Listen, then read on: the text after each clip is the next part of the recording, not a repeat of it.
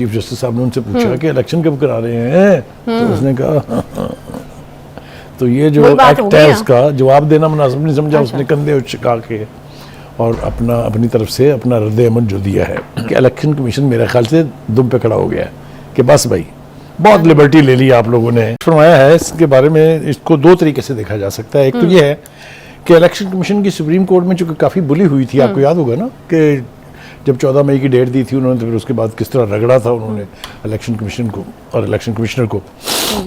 लेकिन अब ये लगता है कि इलेक्शन कमीशन जो है उन्होंने असर्ट करने का फैसला कर लिया है।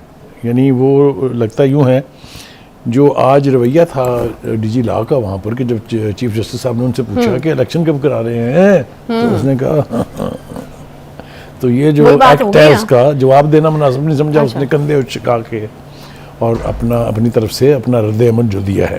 एक तो ये है। दूसरी बात ये कि जरा थोड़ा सा पीछे मुड़ के देखें, अगर आपको तो याद है, आपको 14 मई की तारीख दी थी इलेक्शन कमीशन ने कि पंजाब में इलेक्शन करा दें आप। हरचंद के वो थोड़ा सा बाइस्ड फैसला था क्योंकि वो पंजाब के बारे में था, लेकिन केपी के जहाँ भी इलेक्शन होने थे उसके बारे में कोई फैसला नहीं था। बुखारी साहब, इस कंधे उचकाने को सबसे पहले तो मैं ये पूछूंगी कि क्या समझा जाए, मतलब अब इलेक्शन जो हैं वो अब करीब नजर नहीं आ रहे। इसको पंजाबी जबान में कहते हैं छड्डो जी, छड्डो जी, छड्डो जी को और गल करो। यस, बिल्कुल ठीक आपने कहा है। तो एक तो ये मुझे यूँ लग रहा है कि इलेक्शन कमीशन अब असर्ट करेगा, इसलिए कि उसको सब्सिक्वेंटली जो हम बात करेंगे कि उन्होंने जो फैसले किए हैं वो बड़े सख्त हैं। आप देखें ना, अदालत आलिया के होते हुए ये इस किस्म के फैसले करना, जो उसके ऊपर बाद में बात करते हैं। लेकिन ये जो रवैया था आज, ये यकीनी तौर के ऊपर आज काबिल इतराज़ तो मैं नहीं कहूँगा उसको, लेकिन ये कि जब आप किसी चीज़ को बहुत ज़्यादा रगड़ेंगे ना तो वो फिर रिएक्ट तो करती है। तो ये एक तरह से रिएक्शन था डीजी लॉ का, और वो जाहिर है कि वो अपने बॉस के मैंडेट के बगैर इस तरह की हरकत नहीं कर सकते। तो लगता ये है कि इलेक्शन कमीशन में आने वाले दिनों में बहुत सारी यानी ऐसे फैसले आप देखेंगे।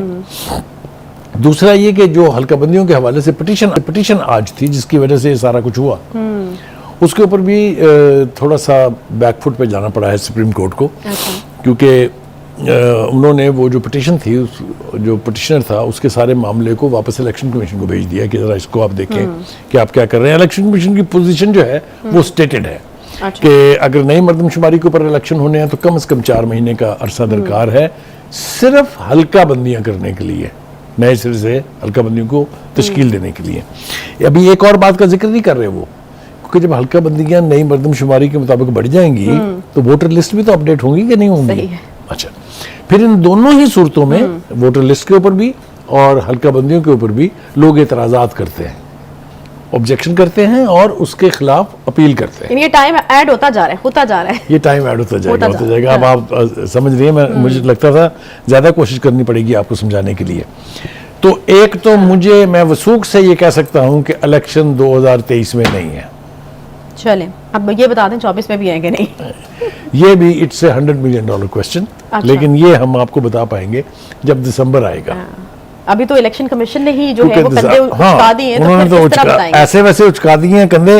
अच्छा, अब सूरत हाल इसी तरह से है ना बुखारी साहब की सारी जिम्मेदारी इलेक्शन कमीशन के ऊपर है कि इलेक्शन उन्होंने कंडक्ट कराने हैं। देखिए, ये जिम्मेदारी उनके ऊपर थी, लेकिन उनके जो बाकी के इख्तियारात थे उनको आपने स्नब किया। सुप्रीम कोर्ट ने बहुत सारी चीजें जो इलेक्शन कमीशन ने कहीं उठा के फेंक दी।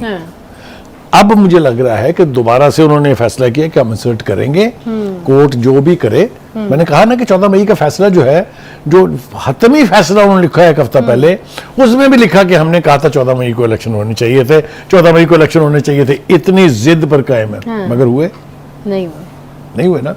इस चीफ जस्टिस साहब मौजूद हैं, गए तो नहीं ना।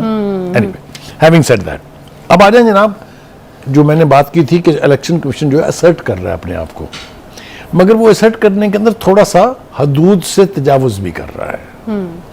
देखिए, आप नेशनल मीडिया को कंट्रोल कर सकते हैं, उसके लिए आपके पास टूल्स हैं, उसके लिए आपके पास लेजिस्लेशन है, कानून है।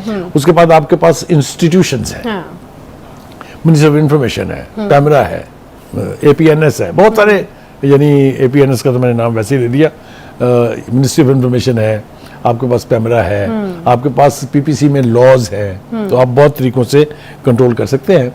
लेकिन सोशल मीडिया को रेगुलेट करने का आप तस्वुर भी नहीं कर सकते।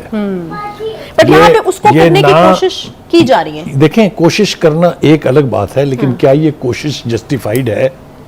क्या ये कोशिश जो है ये नॉर्म्स के मुताबिक है। पूरी दुनिया में सोशल मीडिया के ऊपर कोई कदगन नहीं है। अच्छा बुखारी साहब, यहाँ पे ये सवाल नहीं है कि क्या हो सकता है और क्या नहीं हो सकता, जो हो सकता है उसके ऊपर भी जो पाबंदी लगेगी वो ठीक लग रही है कि नहीं ठीक लग रही, सवाल ये है। मैंने आपसे ये अर्ज किया, कोशिश की मैंने, लेकिन आप भी सुप्रीम कोर्ट की तरफ से कोई बात सुनने और मानने के लिए तैयार नहीं है। मैंने ये अर्ज किया कि आप कोशिश भी करें तो सोशल मीडिया को रेगुलेट नहीं कर सकते। माजी की मिसालें दे देता हूँ आपको। एक दफा ये फैसला किया गया कि आप ट्विटर और फेसबुक बंद कर दें, हो गई थी बंद। यूट्यूब भी बंद हो गई थी, याद है, फिर रही बंद, नहीं बंद रही। क्यों? दो वजह थी उसकी। एक तो ये कि दुनिया में कहीं भी इस किस्म के कदगन नहीं लगते हैं, ठीक है। और दूसरी बात ये है कि जब कदगन आपने लगा दिए तो लोगों ने 85 नए तरीके इजाद कर लिए थे, यूट्यूब पे लॉगिन होने के, फेसबुक पे लॉगिन होने के और ट्विटर पे लॉगिन होने के। इज दैट राइट और नॉट? बिल्कुल मुख्तलिफ ऐप्स का इस्तेमाल किया गया था। विच मीन्स कि सोशल मीडिया को उस तरह से काबू करना जिस तरह आप नेशनल मीडिया को कर सकते हैं, ना आसान है और ना ही करना चाहिए, क्योंकि पूरी दुनिया में इसको बड़ा नेगेटिवली देखा जाएगा। अच्छा, अब एक एक करके मेरे ख्याल में इसके ऊपर बात कर लेते हैं। इलेक्शन पोल्स सर्वे कराने पर जो है वो पाबंदी लगाई गई है, और ये तो हमेशा से रिवायत रही है कि इस तरह के सर्वेस होते हैं, लेकिन वो उसको हमने अब्यूज किया। वो अब्यूज हमने इस तरह से किया कि मैं आपको नाम तो लेना नहीं चाहूंगा, लेकिन ऐसे ऐसे लोग मिले जिन्होंने कहा इस हल्के में 100% वोटर फला पार्टी का है। Who are you to decide this? Is that the way to decide? अगर ये इस तरह डिसाइड होना तो फिर इलेक्शन कराने की जरूरत ही नहीं है। अच्छा, मेरी बात समझ नहीं है आपकी? आप नीचे देख रहे हैं मेरी बात? नहीं, मैं बिल्कुल आपकी बात समझ रही हूँ, लेकिन और भी बहुत सारी चीजें उसमें, अगर एक बंदे ने उसका मिसयूज किया तो आप सबके लिए वो चीज नहीं, रास्ता खुल जाता है ना सबके लिए। फिर जो मर्जी अब किसी एक रिपोर्टर को भेजे, आप समझ रही है ना कैसे भेजा जाता है रिपोर्टर्स को, कि उसकी भी तफसील बताऊं आपको। भेजे, वो आगे कहे कि जनाब फलां पार्टी इलेक्शन जीत गई है हल्के में, तो इससे माहौल खराब होता है, इससे मिसअंडरस्टैंडिंग्स बढ़ती हैं। अच्छा, अब ये जो है कि मीडिया पर वोट डालने से मुतालिक राय की तशहीर की इजाजत भी नहीं होगी, डिजिटल मीडिया अकाउंट्स पर भी राय की तशहीर पर, तो ये तो बड़ा सफोकेटिंग हो जाएगा। देखिए, मैंने कहा है कि नेशनल मीडिया को आप कर सकते हैं कंट्रोल। नेशनल मीडिया का काम ये नहीं है कि वो आपको इलेक्शन के रिजल्ट से पहले ये बताए कि फलां जीत रहा है, फलां पार्टी लीड कर रही है। ये स्पेकुलेटिव है ना सारा। तो नेशनल मीडिया की हद तक तो ठीक है, उसका भी एक तरीका कार है ना। आप कहते हैं कि गैर हतमी, गैर मुसद्दिका नताइज नहीं, मगर वो भी जब इलेक्शन की पोलिंग अभी हो रही है तो आप कैसे गैर हतमी नताइज निकाल सकते हैं? पोलिंग के बाद तो इलेक्शन कमीशन कहता है ना कि जो ही पोलिंग खत्म हो, वो कह रहे हैं ना कि इससे बाज रहे। लेकिन ये मैंने कहा कि ये आप अमल रोक सकते हैं सिर्फ नेशनल मीडिया पे। जो लोग वीलॉगर हैं, जो लोग ब्लॉगर्स हैं, जो पूरी दुनिया में बैठ के पाकिस्तान से बाहर उसके ऊपर तबसरे कर रहे होंगे, आप चाहे भी तो नहीं रोक सकते। यानी प्रैक्टिकल इंप्लीमेंटेशन में इसके मसला होगा, डिजिटल मीडिया बड़ा सीरियस मसला होगा। क्योंकि ये आपकी जागीर नहीं है, ये आपके कानून के मतहत नहीं है। ठीक है जनाब। एक और बात जो इलेक्शन कमीशन ने कही है वो बड़ी खौफनाक है। वो ये है कि तरक्कियों और तबादलों पे पाबंदी, आपको याद होगा पहले इजाजत दी थी। अच्छा। जो इंटरम चीफ मिनिस्टर थे, उनको ये इजाजत वो जो स्पेशल इख्तियार दिए थे उसमें, वो अब वो इससे वापस जा रहे हैं। वो कहते हैं ना आप किसी की तरक्की कर सकते हैं, ना आप किसी का तबादला कर सकते हैं। और इससे भी एक बड़ी बात है, वो ये है कि जो तरक्याती स्कीमें हैं वो ना आप लॉन्च कर सकते हैं, ना उसके लिए पैसे दे सकते हैं। And it is right by the book ना, it is according to the constitution, according to the election laws. निगरान हुकूमत के पास ये इख्तियारात होते ही नहीं है। करेक्ट। लेकिन ये कि उसको अब मेरे ख्याल से इलेक्शन कमीशन जो है उसने फैसला किया है कि इसकी पाबंदी कराई जाए। इसीलिए मैं शुरू से ये कह रहा हूँ, जो बात आप नहीं समझ रही है वो ये कि इलेक्शन कमीशन मेरे ख्याल से दुम पे खड़ा हो गया है कि बस भाई बहुत लिबर्टी ले ली आप लोगों ने हमारे ऊपर। ख्याल में वो वाली बात है ना कि वो कल भी आपको मिसाल दे रहे थे, मिसाल मेरे ज़हन से निकल गई है, लेकिन आपने कहा ना कि कुछ मौसम होते हैं, कुछ दिन होते हैं कुछ लोगों के, तो इलेक्शन कमीशन का ये मौसम, ये मतलब उनके इख्तियारात, उनकी पावरमेंट शो करने का ये टाइम चल रहा है। बिल्कुल ठीक है, ये आपने बिल्कुल ठीक कहा है। दूसरी बात ये है कि इलेक्शन कमीशन को रीएक्टिवेट होना चाहिए, क्योंकि जिम्मेदारी इंटरिम गवर्नमेंट्स की नहीं है इलेक्शन कराना। इलेक्शन कराना इवेंचुअली एंड फाइनली जिम्मेदारी है इलेक्शन कमीशन की। ये फैसिलिटेटर्स हैं, ये इंश्योर करेंगे कि जो इलेक्शन कमीशन कह रहा है उसके ऊपर अमल हो रहा है। तो इस एतबार से अगर आप देखें तो इलेक्शन कमीशन जो है वो स्ट्रेंथन होना चाहिए। हमारे पड़ोस में एक बहुत बड़ी मिसाल है, शंकर साहब होते थे एक इलेक्शन कमिश्नर। नहीं तो क्या फिर इलेक्शन कमीशन कर क्या रहा है? अदालत तो कह रही है कि तारीख तक तो डिसाइड नहीं की, तो क्या कर? देखिए, तारीख डिसाइड करने के लिए उन्होंने साथ ही कह दिया ना कि जी नई पख लगी है, नई मर्दमशुमारी के तहत इलेक्शन करने की। ये बहुत बड़ा बहाना मिल गया। तो आपने खुद जाते जाते हुकूमत ने दिया ना ये बहाना, इलेक्शन कमीशन ने खुद तो नहीं कर लिया ना। फैसला किया बाकायदा, आपको पता है काबीना ने, फिर उसके बाद ये मामला काउंसिल ऑफ कॉमन इंटरेस्ट में गया, वहाँ उन्होंने उसकी मंजूरी दे दी, तो फिर इलेक्शन तो बीबी जी नहीं मर्दमशुमारी पे होंगे। तो फिर वो आईनी जो मुद्दत है उसके मुताबिक असम्बलियां तहलील हुई थी, 90 रोज मिले, उसके बीच में तो नहीं हो रही इन एनी केस। मुझे तो डर ये है कि वो अगले 120 दिन में भी हो रहे हैं। तो आपसे पूछ रही हूँ कि ये भी बता दे 2024 में भी हो रहे हैं कि नहीं हो रहे, लेकिन अब आप उस तरफ जो वो है एक प्रोवर्बियल सेइंग है, we will cross the bridges when they will कम।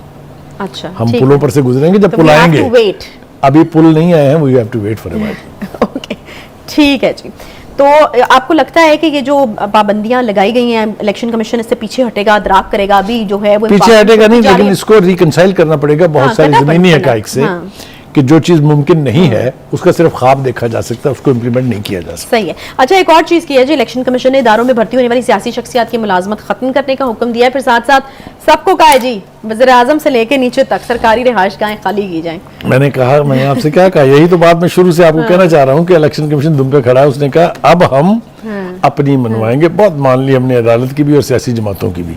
सियासी जमातें वैसे हुकूमत से फारग हो गई, 13 पार्टियां तो गई ना, पीटीआई का वैसे हाल वही है मेरा और आपका। सही है। अच्छा, पहले जो सुप्रीम कोर्ट की तरफ से कहा गया था बुखारी साहब कि 14 मई को इलेक्शन कराएं, ठीक है, हम आपकी बात मानते हैं कि वो नहीं हो सका। सुप्रीम कोर्ट अभी भी इंटरवीन कर सकती है, जितना टाइम भी है। इलेक्शन में अमेंडमेंट्स हुई हैं, वो हमें याद नहीं रहती ना, कराई जाए। इलेक्शन में अमेंडमेंट्स हो गई हैं कि सवाए इलेक्शन कमीशन के किसी के पास ये इख्तियार नहीं है कि वो डेट दे इलेक्शन की, not even supreme court mention है उसमें। रिक्वेस्ट भी नहीं कर सकते आके आप करा देना मेरे। असूली तौर पर तो इलेक्शन जो है वो आईनी मुद्दत के अंदर हो जाने चाहिए, लेकिन हमारी हिस्ट्री जो है पॉलिटिकल वो बड़ी चेकर्ड है, इसलिए यहाँ पर इस तरह की ख्वाहिश तो की जा सकती है, उसको यकीनी नहीं बनाया जा सकता।